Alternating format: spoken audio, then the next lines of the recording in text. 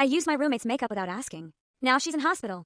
I did something terrible. And I don't know if I should confess or just live with this guilt forever. My roommate, Sarah, and I have lived together for about a year. She's the ideal roommate, clean, quiet, and pays rent the second it's due. We are best friends, but we coexist perfectly.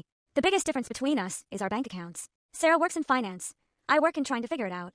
Sarah is really into high-end beauty. Her bathroom counter is like a shrine to Sephora, Fenty, Charlotte Tilbury, Tom Ford. Brands I can't even pronounce, let alone afford. Meanwhile, I'm eating ramen 3 nights a week, and my makeup routine consists of a dried-out drugstore concealer and a prayer. 2 weeks ago, I landed a massive job interview. It was for a position that could actually change my life. I needed to look professional, polished, like a competent adult. But when I looked in the mirror, I looked tired. My concealer was orange, my mascara was clumpy, and I had absolutely nothing for my lips except a crusty tube of chapstick. Sarah wasn't home. Her makeup was just sitting there, gleaming under the bathroom lights.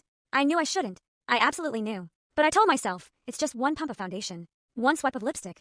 She has so much, she'll never know. So I did it. I used her foundation, her setting powder, and finally I grabbed her lipstick.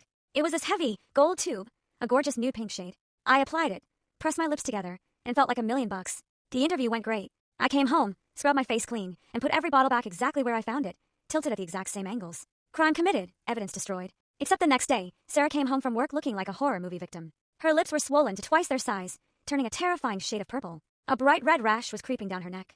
She was wheezing, clutching her chest. "I don't know what's happening," she gasped, her voice tight and panicked. "My throat feels thick." I drove her to the emergency room, running 2 red lights. By the time we got there, her airway was closing.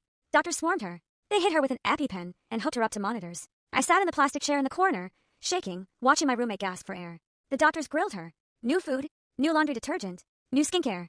"No," she rasped. Nothing changed. Same routine, same makeup, same everything. They stabilized her, calling it a severe idiopathic allergic reaction, and sent her home with steroids and an EpiPen. I didn't connect the dots at first. I was just relieved she was alive. But the next night, I was brushing my teeth, and I saw the tube of antiviral cream on my shelf. The week before the interview, I had a small cold sore. I'd been applying that prescription cream religiously. And then I looked at Sarah's gold lipstick tube. I froze. I remembered Sarah mentioning months ago, in passing, that she was deathly allergic to a specific antiviral ingredient. At the time, I just nodded. But now, I had put that lipstick on my lips, right over the remnants of my medication. And she had used that same lipstick the next morning. I didn't just borrow her makeup.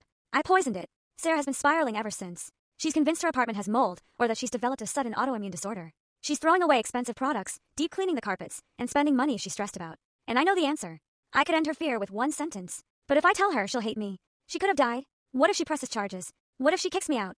I have nowhere to go. So, I cleaned her lipstick with alcohol wipes when she wasn't looking, and now I just watch her suffer.